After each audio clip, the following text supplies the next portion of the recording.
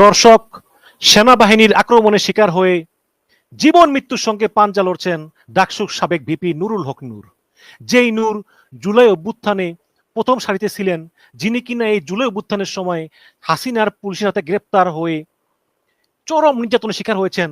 শেখ হাসিনার সময় তাকে দিনের পর দিন ছাত্রলীগ পুলিশ কর্তৃক নির্যাতনের শিকার হতে হয়েছে, একাধিকবার গুমের শিকার হতে হয়েছে।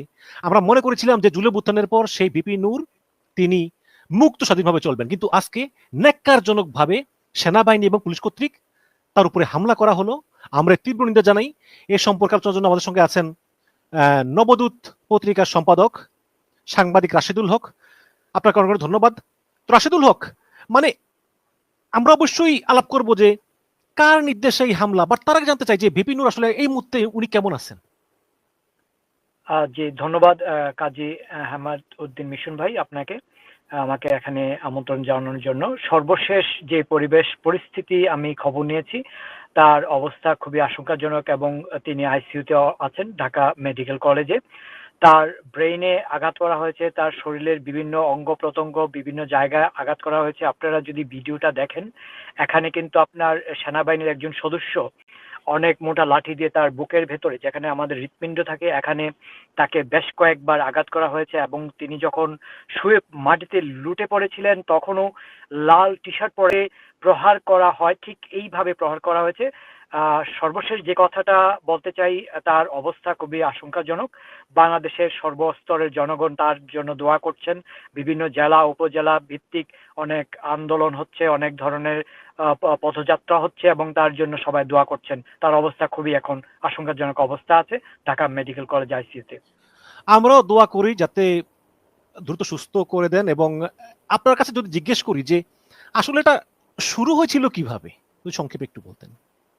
আসলে এটা শুরু হয়েছে কিভাবে, এটার বলার আগে বলে রাখা ভালো যে জাতীয় পার্টিকে নিষিদ্ধ করার জন্য গণ অধিকার পরিষদ বেশ কয়েক মাস ধরেই আন্দোলন করে আসছে, প্রতিবাদ করে আসছে।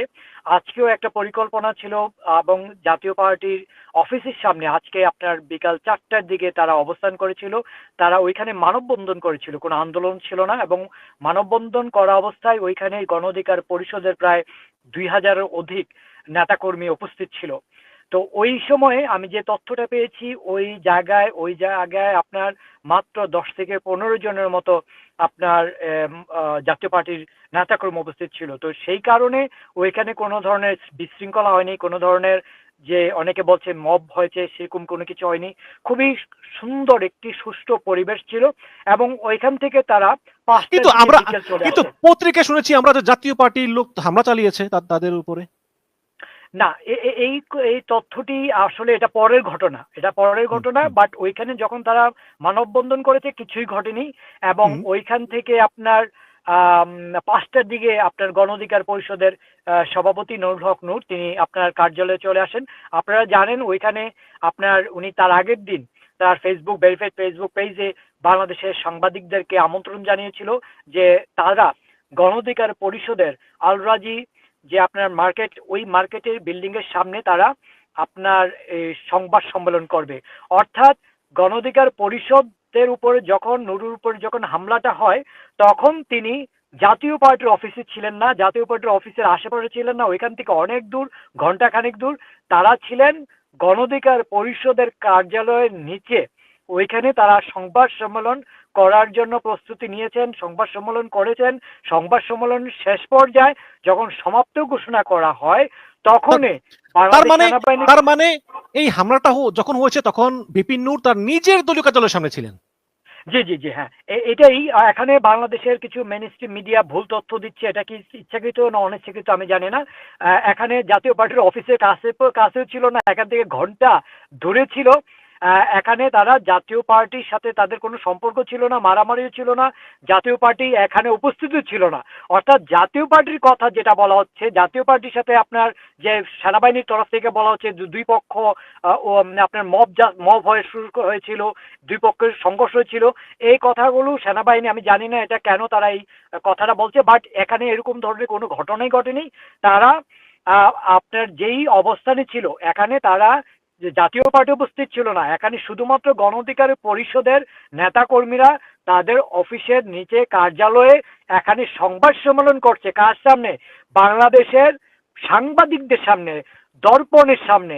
যেহেতু সাংবাদিকদের সামনে তারা আপনার সংবাদ সম্মেলন করছে, সংবাদ সম্মেলন যখন সমাপ্ত ঘোষণা করা হয়, সমাপ্ত ঘোষণার ঠিক 2 থেকে 3 মিনিটের মধ্যে হঠাৎ করে সেনাবাহিনীর কিছু সদস্য এবং পুলিশ প্রশাসনের কিছু সদস্য আপনার এখানে চলে আসে, এবং আসার পরে এখানে কোনো, আমরা যদি ভিডিওগুলো দেখি নিরপেক্ষ জায়গা থেকে, এখানে আপনাকে কোনো রাজনৈতিক দল সাপোর্ট করতে হবে না, আপনি কোনো রাজনৈতিক দলের জন্য এক্সপার্ট হতে হবে না। আপনি যদি ভিডিওগুলো দেখেন নিরপেক্ষ জায়গা থেকে, এখানে সেনাবাহিনীর যে সদস্যরা আসছেন, পুলিশ সদস্যরা যারা আসছেন, এখানে কিছু কিছু মানুষ কিন্তু সেনাবাহিনীর সদস্য আমরা দেখেছি তারা মারমুখী ছিল না, তারা দাঁড়িয়ে ছিল। কিন্তু এখানে কয়েকজন উগ্র সেনা সদস্য ছিল এবং এখানে পুলিশ প্রশাসনের কয়েকজন উগ্র ছিল। এই উগ্র কয়েকজন মানুষ মিলে কিন্তু কথা না বলেই হঠাৎ করে তারা লাঠিপেটা করা শুরু করতে থাকে। যদি ভিডিওটা আপনারা দেখেন, নূর ছিল আপনার বাম পাশে, ডান পাশ থেকে যখন ধরেই আপনার এসেই লাঠিপেটা করতে শুরু করে, তখন বিপিনুর আপনার তার হাতে এক হাতে মোবাইল ছিল, আরেক হাতে প্রশাসনের সেই সব কর্মব্যক্তিবর্গকে বলে থামার জন্য। কিন্তু তারা এই জায়গা না থেমে না শুনে বিপিনুর উপরে লাঠিচার্জ শুরু করে। এখানে আপনারা যদি দেখেন যে লাঠিচার্জগুলো ছিল, এইগুলো ছিল সুপরিকল্পিত একটা ঘটনা। এবং আরেকটা ঘটনা, আপনার সেনাবাহিনী সদস্যদের ওই যে প্রেস ব্রিফিং ছিল, এটাতে তারা যে ইয়াটা ছিল এটাকে এখানে বলা হয়েছে, বা বাংলাদেশি একটা মিডিয়া বলার চেষ্টা করছে যে ছত্রভঙ্গ করার জন্য লাঠি চার্জ ছিল। ভাই, আপনারা শুধু বুকে হাত দিয়ে একবার বলেন যে এটা কি লাঠি চার্জ ছিল না এটা প্রহার ছিল। আমরা দেখি যখন দুটি পক্ষ এমন কিছু অনাকাঙ্ক্ষিত ঘটনা ঘটানোর জন্য, মারামারির জন্য প্রস্তুত হয়, তখন প্রশাসন কি করে? লাঠি চার্জ করে দুটি পক্ষকে আপনার দূরে সরিয়ে দেয়। এটাই তো ঘটনা। কিন্তু এই ভিডিও প্রমাণ আছে। বাংলাদেশের সাংবাদিকদের আমি স্যালুট জানাই। বাংলাদেশের সাংবাদিকরা আছে বিদায় বাংলাদেশ নামক রাষ্ট্রটা এখন এক্সিস্ট করে। সাংবাদিকরা না থাকলে এটাকে তিলকে তাল বানিয়ে তাদেরকে জঙ্গি উপাধি দিয়ে দিত আপনারকে, এই আপনার যারা এই হামলা করেছে। এখানে কি ঘটনা করেছে? বিপিনুরের উপরে হামলা চালানো হয়েছে, গণ অধিকার পরিষদের উপর হামলা চালানো হয়েছে। এখানে আপনারা মব কোথায় পেলেন? যদি জাতীয় পার্টি এখানে থাকতো, মারামারি হতো, আপনি দুই পক্ষকে সমাধান করার জন্য লাঠিচার্জ করতেন। কিন্তু এখনো লাঠিচার্জ করা হয়নি। এখানে লাঠি দিয়ে তাদেরকে হত্যার উদ্দেশ্যে বেদমভাবে, অমানসিক ভাবে তাদের উপরে আপনার লাঠিচার্জ করে তাদেরকে হত্যার উদ্দেশ্যে আপনার হামলা চালানো হয়। এখানে জাতীয় পার্টি তো পরের ঘটনা।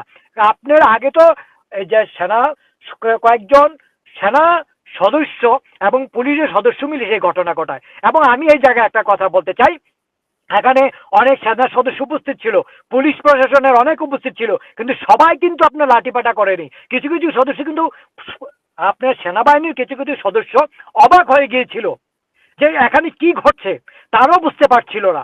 এখানে যেই সেনা সদস্যরা এই হামলাটা চালায়, এই বিষয়ে আমি আপনার সাথে পরে ব্যাখ্যা দিব। তবে এখানে একটা বিষয় সুস্পষ্টভাবে বলে রাখা ভালো, ভাই এখানে কোনো মব হয়নি, এখানে কোনো মারামারি হয়নি, এখানে কোনো ধরনের উগ্রতা হয়নি। এখানে সংবাদ সম্মেলন হচ্ছে সাংবাদিকদের সামনে, মিডিয়ার সামনে, ক্যামেরার সামনে। এইটা শেষ হওয়ার কয়েক মিনিটের মধ্যে তারা উৎপত্তি ছিল এবং তারা পাকিস্তানি হায়নাদের মতো ঠিক তারা ঝাঁপিয়ে পড়ে বিপিনুর হক নূর এবং গণ অধিকার করেছে। তারপরে আগুন লাগিয়ে দিয়েছে এই গণ অধিকার পরিষদ, তারপরে 5 জন সেনাবাহিনীকে আহত করেছে, ইট পাটকেল নিক্ষেপ করেছে, এই ধরনের বিভিন্ন অভিযোগ আনতেছে। আমার কাছে মনে হয় পৃথিবীর মধ্যে যদি কোনো হাস্যকর কোনো যদি মানে বিজ্ঞপ্তি দেওয়া হয়, এটা আপনার এটা। আর বাংলাদেশ সেনাবাহিনী অনেক প্রফেশনাল একটা বাহিনী। আমি জানি না এটা কেন, কি উদ্দেশ্যে তারা এই কথাগুলো লিখেছেন। এটা হাস্যকর কেন বললাম, ভাই আপনি মব ভাইলেন্স করবেন সাংবাদিকদেরকে আমন্ত্রণ জানিয়ে? বাংলাদেশের যে মেনস্ট্রিম মিডিয়া, আপনার যা যা ইলেকট্রিক অ্যান্ড প্রিন্ট, তারা সবাই কম বেশি উপস্থিত ছিল, মিডিয়া উপস্থিত ছিল, তাদের সামনে তারা বসে প্রেস ব্রিফিং করলো। তারা জাতীয় পার্টির যাতে আপনার এটাকে নিষিদ্ধ করা হয়, তা আইনগতভাবে তাদের বিরুদ্ধে ব্যবস্থা গ্রহণ করা হয়, তারা পয়েন্ট আকারে সাংবাদিকদের সামনে কথা বলল। সাংবাদিকদের সামনে বসে আপনার এরকম 200-300 মানুষ কথা বললো, কথা বলার 2 মিনিটের মধ্যে কোথায় মব জাস্টিস হবে, কোথায় আগুন লাগানো হবে? এখন প্রশ্ন, যারা এই কথাগুলো লিখছেন আমি তাদেরকে বিনয়ের সাথে প্রশ্ন করতে চাই, আপনারা যে গণ অধিকার পরিষদের নেতাকর্মীদের উপরে হামলা করেছেন, তাদেরকে হত্যার উদ্দেশ্যে এইভাবে তাদেরকে মেরেছেন, এটার প্রমাণ আমাদের মিডিয়াতে আছে, এটা প্রমাণ ভিডিও আছে, ছবি আছে। কিন্তু আপনারা কি প্রমাণ দিতে পারবেন কোথাও মব জাস্টিস হয়েছে? আপনারা কি প্রমাণ দিতে পারবেন কোথাও আগুন লাগানো হয়েছে? এখন যদি আপনারা আগুন লাগিয়ে বলেন আগুন লাগা হয়েছে, ভাই আপনারা করতে পারেন, কিন্তু সত্য তো সত্যই সত্য, আপনি মিথ্যে দিয়ে কখনো প্রতিষ্ঠিত করতে পারবেন না। আজকের যে সন্ধ্যার দিকের ঘটনাটা, এখানে সুস্পষ্টভাবে একটা কথা আপনাদেরকে বলতে চাই, এখানে কোনো মব জাস্টিস হয়নি, এখানে কোনো মারামারি হয়নি, ইট পাটকেল ছোড়া হয়নি, আগুন লাগানো হয়নি।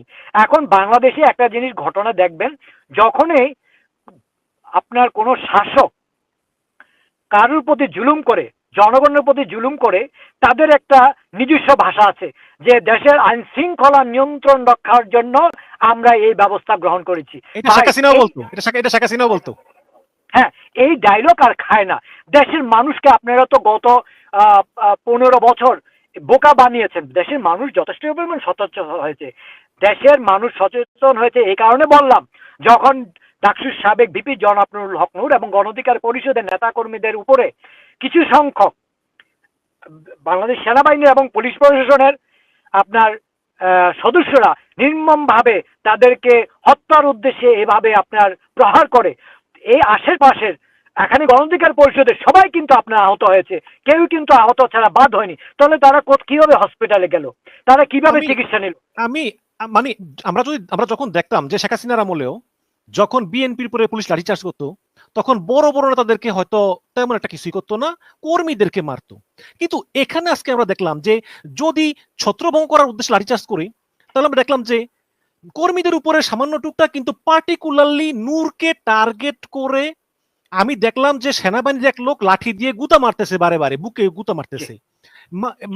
যখন নূর একদম একদম মানে মানে তার জ্ঞান হারা অবস্থা, সে ফুটপাতে বসে আছে, মানে আমি অবাক হয়ে গেলাম যে এখন এখন আপনার কাছ থেকে আমি শুনলাম যে সেনাবাহিনীর এবং পুলিশের সামান্য কিছু সদস্য, যদি আমরা এটা ভুলও বলে থাকি যে ঠিক আছে কিছু পার্টিকুলার লোক, পার্টিকুলার সেনাবাহিনী সদস্য তারা শোনে নাই, তাহলে তো আইএসপি আর বক্তব্য দিতে পারতো বা বিজ্ঞপ্তি দিতে পারতো যে আমরা তদন্ত করতেছি।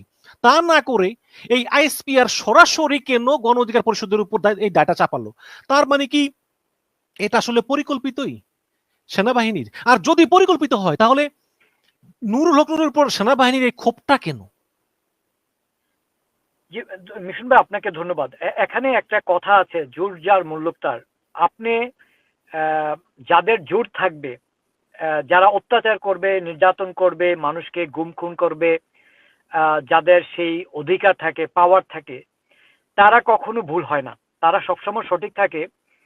যারা নির্যাতিত নিপীড়িত হয়, নিগৃহীত হয়, এই মানুষগুলো সবসময় অপরাধী হয়ে থাকে। এটা বাংলাদেশে একটা চিরচারিত আমাদের সমাজ ব্যবস্থা। আমরা এটা পরিবর্তন করার জন্য 2024 সালে 5 আগস্ট আমরা চেষ্টা করেছিলাম, এবং 2018 সাল থেকে কিন্তু আমরা কোটা সংস্কার আন্দোলন থেকে শুরু করে বাংলাদেশের বাক স্বাধীনতা, গণতন্ত্র, ভোটের অধিকার, মানুষের জীবনের নিরাপত্তার জন্য তৎকালীন আওয়ামী লীগ সরকারের সামনে কিন্তু আমরা সবসময় দাঁড়িয়েছিলাম, সবসময় নির্যাতিত নিপীড়িত হয়েছি। এখন আপনি বলেছেন যে এটা যদি আসলে কোনো মব ভায়োলেন্স হতো বা লাঠিচার্জ করে যদি ছত্রভঙ্গ করার উদ্দেশ্য থাকতো, তাহলে এইভাবে পিটাতো না। হ্যাঁ, এটাই সত্য। এখানে মব ভায়োলেন্স হয়নি, লাঠিচার্জ হয়েছে বলতে হত্যার উদ্দেশ্যে। এবং যে ভদ্রলোকের ছবিটা দেখিয়েছেন, লাল আপনার গেঞ্জি পরা এই ভদ্রলোক, উনি যখন সেন্সলেস হয়ে পড়েছে তখন বারবার ওনাকে আপনার প্রহার করছিল, উনি মাটিতে লুটিয়ে পড়ছে। মনে হচ্ছে একটা কুকুরকে এভাবে মানুষের পিটায় না, এই পিটানে, এটা হত্যার উদ্দেশ্যে পেটানো। এই মানুষকে আমরা এখনো জানি না, তিনি কি বাংলাদেশ আইন শৃঙ্খলা বাহিনী, পুলিশের, প্রশাসনের, তিনি কি আর্মির, না তিনি কে আমরা কিন্তু এখনো জানি না। কিন্তু এইভাবে যদি আপনার একজন সিভিল ড্রেস পরা মানুষ যদি একটা বাংলাদেশের রাজনৈতিক দলের প্রধানকে এভাবে হত্যার উদ্দেশ্যে এইভাবে পিটায়, এবং এটা যদি আপনার আপনার এখনো যদি গ্রেপ্তার না হয়, এটা যদি এখনো আপনার সুরা না হয়, এটা বাংলাদেশের জন্য একটা অশনি সংকেত বলে আমি মনে করি। এবং আমি কাজী হেমায়েতুদ্দিন মিশন ভাই আপনার সাথে একটা কথা বলতে চাই প্রিয় দেশবাসীকে। শুধু তাই নয়, যারা বাংলাদেশের রাজনীতি করেন, এটা বিএনপি হতে পারে, জামাত ইসলাম হতে পারে, এনসিপি হতে পারে, বা অন্যান্য ইসলামিক রাজনৈতিক দল হতে পারে, ভিপি নুরুল হক নূরের বিরুদ্ধে যে হামলাটা হয়েছে, এটা মনে রাখবেন ব্যক্তিগত কোনো হামলা নয়। ভিপি নুরুল হক নূর কারোর এমন কিছু ক্ষতি করেনি যা তাকে আপনি এভাবে পিটিয়ে হত্যা করার জন্য সবাই উঠে পড়ে লাগবে। এই হামলাটা ছিল বাংলাদেশের গণতন্ত্রের বিরুদ্ধে হামলা। এই হামলাটা ছিল বাংলাদেশের আগামী বাংলাদেশ কিভাবে পরিচালিত হবে, কারা পরিচালনা করবে, সেই পক্ষের একটা হামলা বাংলাদেশের 18 কোটি মানুষের বিরুদ্ধে। আমি আপনাকে কথাটা বলি, এই হামলাটা ছিল ভিপি নুরুল হক নূরের বিরুদ্ধে একটা রেড সিগন্যাল।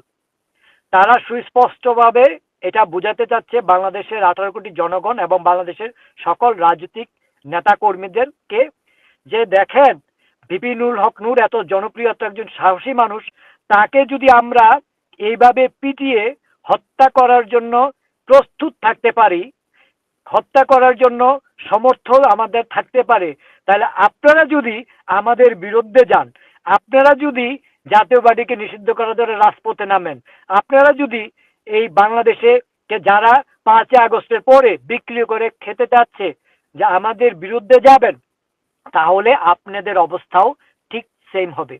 ডাকসুর সাবেক ভিপি জনাব নুরুল হক নূর তারুণ্যের আইকন, সাহসের বাতিঘর যাকে বলা হয়, তাকে দিয়ে শুরু করেছে এই হামলা।